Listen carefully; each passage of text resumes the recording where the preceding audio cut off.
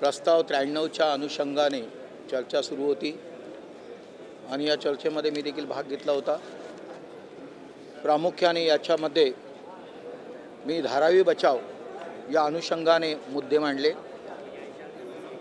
यामध्ये अनेक प्रस्ताव होते। हे प्रस्ताव जे आले होते ते आघाडी शासनाच्या माध्यमातून आले होते, परंतु 2022 रोजी त्याच्यामध्ये अडाणींना फायदा व्हावा या अनुषंगाने सरकारने अनेक बदल केले। खरं म्हणजे धारावी हा 650 एकरचा एरिया, यामध्ये रेल्वेची जागा जी आहे ती 47.37 एकर अशी ही होती। धारावीचा जो सर्वे झाला होता हा 2007 साली झाला होता।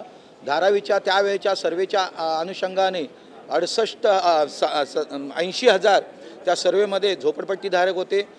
ज्या घरांचा जो सर्वे झाला याच्यामध्ये 68,000 रेसिडेन्शियल आणि 12,000 हे रेसिडेन्शियल कम कमर्शियल अशा पद्धतीने सर्वे झाला होता। म्हणजे 2007चा सर्वे आणि आत्ताचा सर्वे होणं धारावीकरांची ही मागणी आहे की त्यावेळेला झालेला सर्वे आणि आत्ताचा होणारा सर्वे याच्यामध्ये खूप फरक होईल, त्यामुळे नवीन सर्वे होणंही अत्यंत गरजेचं आहे, ही त्यांची मागणी आहे।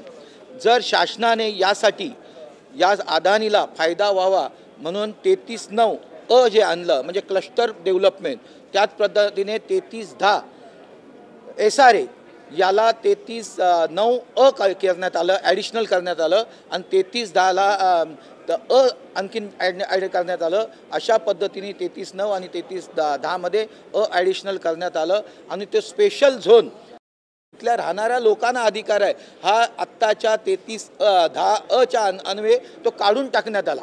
हा सरकारने स्वतःकडे अधिकार घेतला की आम्ही आणू, तो मनुष्य हा तुम्हाला डेव्हलपर म्हणून स्वीकारलाच पाहिजे, त्यामध्ये मुख्य प्रवर्तक वगैरे कोणी नाही आहे।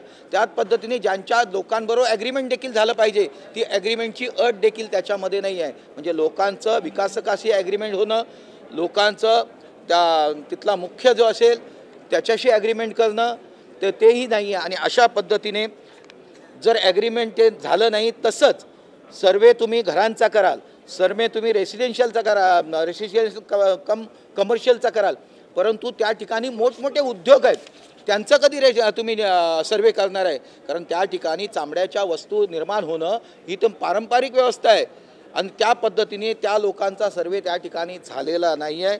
आणि म्हणून याच्या ठिकाणी ज्या वेळेला 95चा कायदा होता आपल्याकडे की 95पर्यंत राहणारा झोपडपट्टीधारक हा पात्र धरण्यात आला यायचा, त्याच्यानंतर नवीन कायदा आला 2016 रोजी, त्यामध्ये आपण सांगितलं की 2000 पर्यंतचा राहणारा व्यक्ती हा पात्र आहे।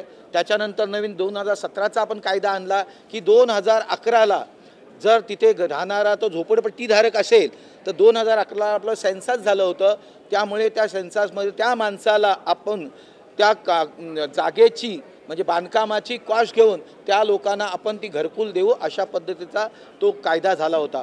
आता याच्यामध्ये या लोकांना ज्या वेळेला सर्वे होईल आणि याच्याकडे अपात्रतेची लोकं येतील, 2011ची लोकं येतील, तर त्यांना राहायला जागा पाहिजे, यासाठी केंद्र शासनाच्या माध्यमातून हे जागा घेणार आणि त्या ठिकाणी अडाणीने ती घरकुल बांधून द्यायची आणि त्या लोकांना राहायला म्हाडाने SRAने द्यायचं आणि त्या ठिकाणी त्या बांधकामाच्या बदल्यात अडाणीला जवळजवळ 1.3 पटीने FSI द्यायचं। त्या ठिकाणी त्याच पद्धतीने डम्पिंग ग्राउंड होतं, हे डम्पिंग ग्राउंडला तुम्ही निसर्ग उद्यान केलं, हे 40 एकरचं होतं, ते 40 एकरच्या निसर्ग उद्यानाचा देखील 4 पटीने FSI म्हणजे 160 पट त्यांना तो मिळणार आहे, तो देखील मिळणार आहे।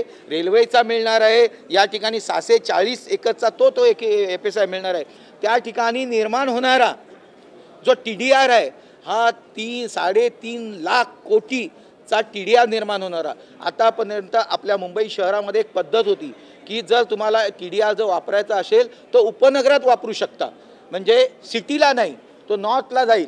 अशा पद्धतीने आत्तापर्यंत मुंबईच्या कायद्यामध्ये जेव्हा झालं SRA निर्माण झालं तेव्हा देखील, त्याच्या अगोदर देखील कोणाकडे असेल तर तो या बाजूला वापरायचा। आता अडाणीला सूट देण्यात आलेली आहे, जो काही TDR एवढा करोडोचा होईल तो अडाणीकडनं कुठल्याही बिल्डरने 40-50% अट आहे, परंतु ते 10% आणखीन कन्सेशन देऊन ती 40% TDR हा अडाणीकडनं कंपल्सरी घेतलाच पाहिजे। ही कसली जबरदस्ती? म्हणजे तुम्हाला जर बांधायची असेल, बिल्डिंग बांधायची असेल आणि मार्केटमधून जर TDR घ्यायचा असेल तर 40% TDR हा अडाणीकडनं घेतलाच पाहिजे, ही देखील अट टाकली पाहिजे. म्हणजे ही दादागिरी कशासाठी? आणि त्यामुळे तो देखील त्यांनी हे केलं आहे. तशाच पद्धतीने याच्यामध्ये संपूर्ण प्रकारचे टॅक्सेस म्हणजे फंजेबल FSIच्या माध्यमातून सुबोध कुमारांनी ज्या वेळेला फंजेबल FSI घेण्याची सुरुवात केली त्यावेळेला आम्ही देखील स्टँडिंग कमिटीला होतो त्याच्या अगोदर. आणि तो फंजेबल FSI आल्यानंतर आपण सी लिंकचा जो रोड बनवतो आहे तो 12,000 कोटीचा, तो मुंबई महानगरपालिकेला मिळणाऱ्या फंजेबल FSIतनं आपण तो सी लिंक बनवायला घेतला आहे. याच्या इथे फंजेबल FSI देखील फ्री, त्याच्यावरती कोणी टॅक्स लावायचं नाही, GSTचा टॅक्स लावायचं नाही, इन्कम टॅक्समध्ये त्यांना रिबीट, अशा पद्धतीने कुठलंही टॅक्स न देता त्यांना जर एवढ्या सोयीसुविधा इतक्या वर्षात कोणाला सोयीसुविधा दिल्या नाही, त्यामुळे धारावीचा विकास झाला नाही. पण त्या कायद्याप्रमाणे द्या ना.